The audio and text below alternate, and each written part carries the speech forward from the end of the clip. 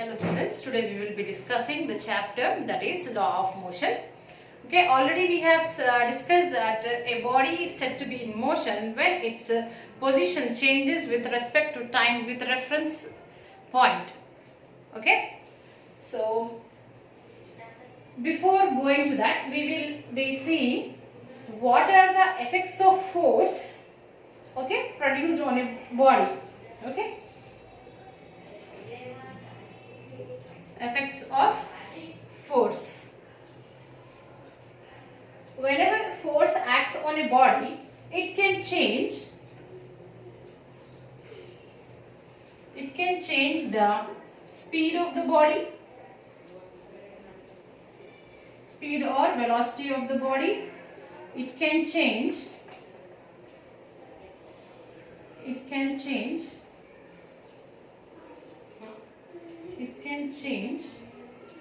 the shape of the body,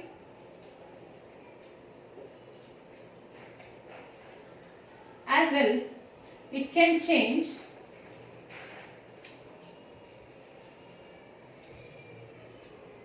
the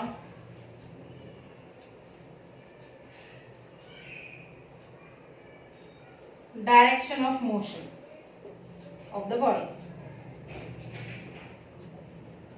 So these are the changes which we can notice whenever a force acts on a body. Okay, it can either change the shape, it can change the speed, it can change the direction of motion. So in order to study the motion of the objects, Sir Isaac Newton, he has proposed 3 laws. Okay, what are those 3 laws? Let us see here. So Isaac Newton has proposed 3 laws relating to the motion of a body. So what are those laws? Let us see here.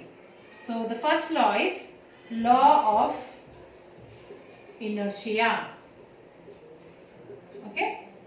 So what is inertia? Let us come to know.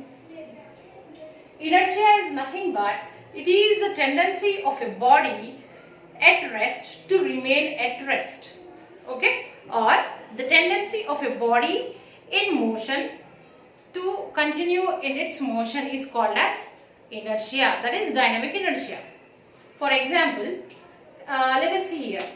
If this marker is kept on a table, okay, right now I am just showing on my hand only. If this marker is kept on the table, the marker will be on the table itself until and unless a force is applied to move this or make this marker move. Okay, until and unless a force is applied, a body will be at rest only. Okay, that is called as inertia of rest. Okay, another thing, if a body is in motion, okay, if a body is in uniform motion, that body continues to be in uniform motion itself. Okay, until and unless an external force acts on that moving body. Okay, this is called as dynamic inertia. Okay, so first law of motion states that a body tends to be in its rest or in motion until and unless an external force acts on it. Okay, so the first law of inertia, it qualitatively explains about the force.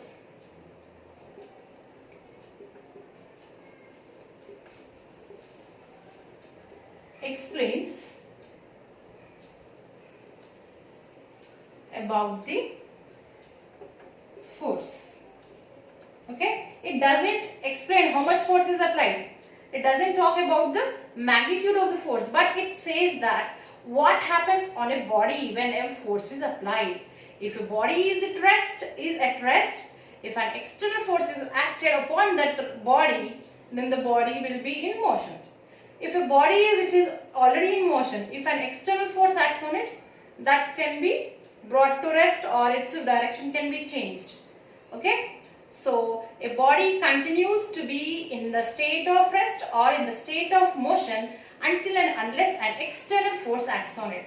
So that is what is called as law of inertia or Newton's first law of motion. Okay. So we will see the types of inertia. Okay. There are three types of inertia. They are inertia of rest, inertia of rest, inertia of motion, and the inertia of direction. Okay. So a body at rest tends to be at rest only. That is called as inertia of rest. Whereas a body in uniform motion tends to be in the uniform motion itself. That is called as inertia of motion. Whereas a body moving in a particular direction, it tries to be in that direction only. That is called as inertia of direction. Okay. And inertia, how can we measure? This is nothing but it is indirectly measured about the mass. Okay. It is nothing but it depends upon the mass. Inertia is a measure of mass. Or we can say that the mass of a body is a measure of inertia. Okay. And we can say that inertia is directly proportional to the mass of an object. Greater the mass, greater would be the inertia. For example, if we take a paper and a book, if you keep both on the table, okay, the paper will be easily blown away with the air. Why? Because the paper is light in weight, or if we can say that it has less mass and it can be easily disturbed by the force. Okay. Whereas a book has large mass when compared to the paper, so its inertia is not disturbed by the air. Okay. In that way we can easily understand. So whichever object has larger mass, it has large inertia. Okay. One example we will see. Two books are there. For example, a book of 50 grams and a book of 500 grams. Okay. Two books are there whose masses are 50 grams and 500 grams. So which one will be having more inertia? Obviously the one which has more mass, that will be having larger inertia. Okay. So this is about the first law of motion. And what are the units of mass? The SI unit of mass is kilogram and the CGS unit of mass is grams. So now we will be seeing the second law of motion. Okay.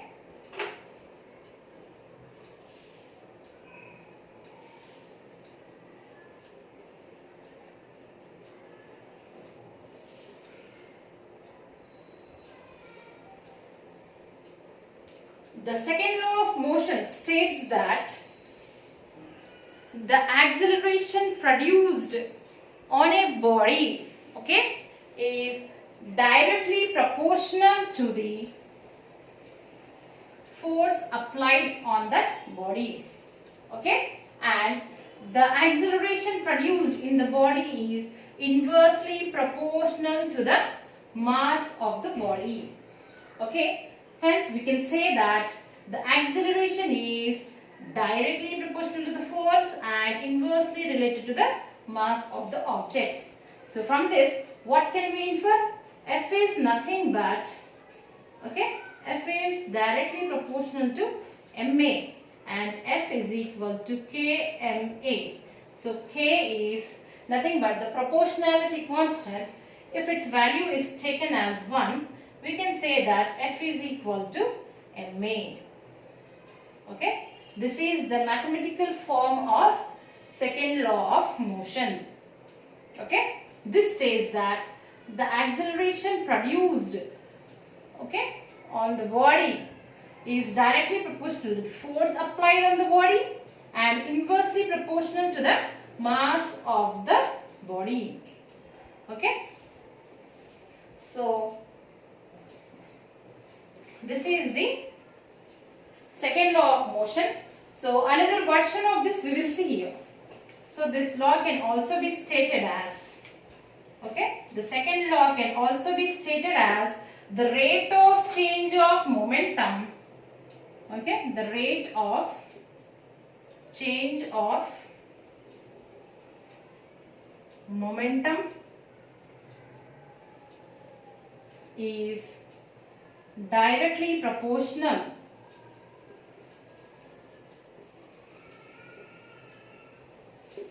to the force applied on the body or object. Okay, so we need to know what is momentum. Okay, momentum is nothing but the product of, okay, mass of an object and its velocity. So nothing but mass into velocity. This is called as momentum. Okay, and it is represented by P. Okay, so we can say that P is nothing but m into v.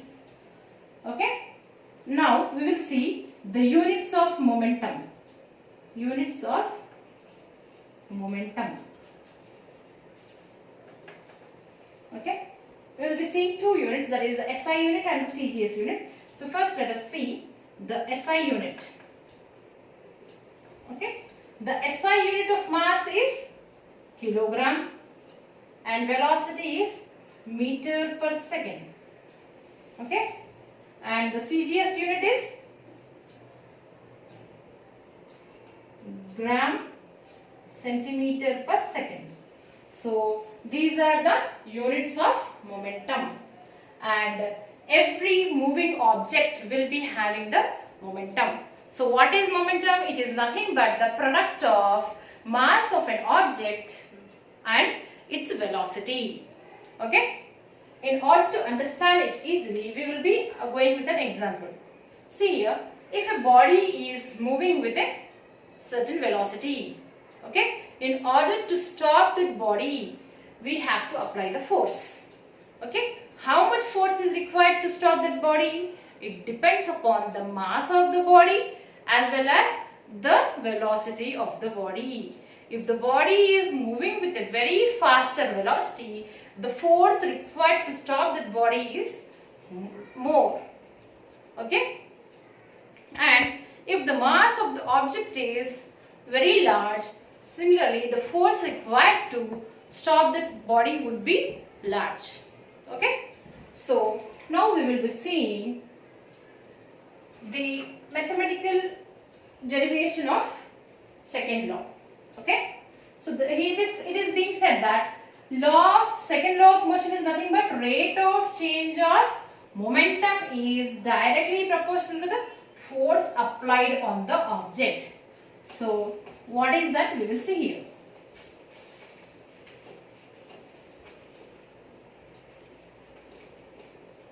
Okay, whenever the word rate comes, means it is with respect to the time. Okay, rate of change of momentum is nothing but delta P by T. This is what is called as rate of change. Rate of change means with respect to the time. Change of momentum is delta P. Okay, and what it is directly proportional to the force we are saying. So force is nothing but delta P by T. Okay, And whenever we say change, it is nothing but it is the final velocity minus initial velocity, okay, by time, okay, because momentum is nothing but the product of mass and velocity, and here we are saying it is the change in the sense final velocity minus initial velocity, and with it is the rate in the sense we have to relate it with the time, okay. So what can we say? F is nothing but m into v minus u by t, okay. Already in the first chapter, that is the motion, we have learned that the rate of change of velocity means this factor. This is called as rate of change of velocity is nothing but acceleration, okay. So we can say that F is nothing but m into a, okay. This we can imply. Again, what else can we get from here? We can say that F into T is nothing but m into v minus u, okay. So this force multiplied with the time, the impact of force acting on a body is called as impulse. This quantity is called as impulse, okay. Impulse is nothing but change in momentum, okay. Impulse is nothing but the change in momentum, okay. I hope you have understood, okay. So the second law of motion, it quantitatively explains about the force, okay, acting on the body. Now we will be seeing the units of force.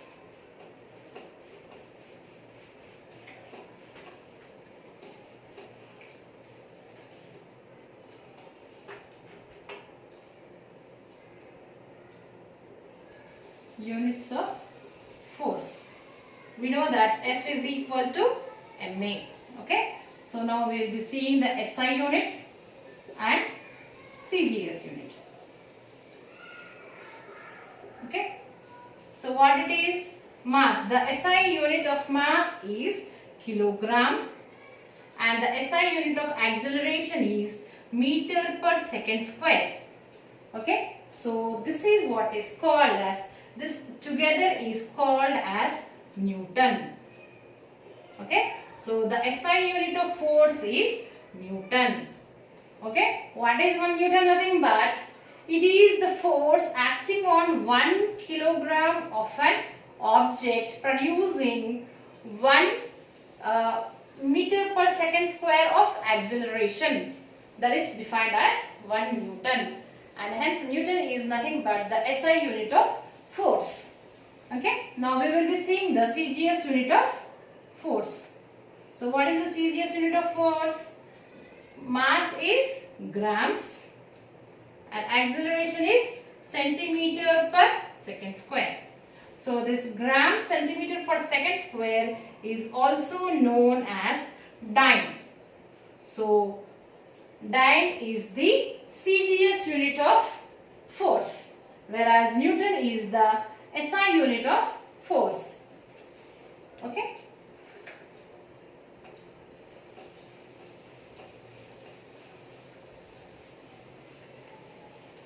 So from second law, what all information we can infer, what all information we will be coming to know is nothing but it is the force is directly proportional to the rate of change of momentum, okay, and that is nothing but mv minus u by t, okay. So we can infer that F into T is nothing but m into v minus u. This is what is force acting, the product of force acting on a body, and the impact time is called as impulse, okay. This is very, very important, because if the force acting on a body is acting in a short interval of time, then the force would be of large magnitude. Okay. For example, if an egg is dropped from the roof of a floor, okay, from the roof of a floor, the egg is, in the first case, it is dropped onto the ground, and in the second case, it is dropped onto the sand.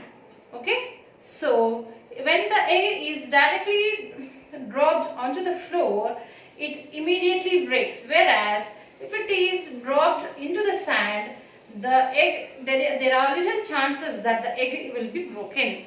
It is because the impact time is more in the case of the egg falling onto the sand. Okay. So this is about second law of motion.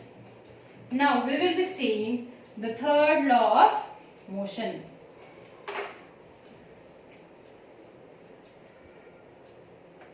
Okay. The third law of motion, it is nothing but, it states that for every action there is an equal and opposite reaction. Okay. So this is about action reaction forces. Okay. So it states that for every action there is an equal and opposite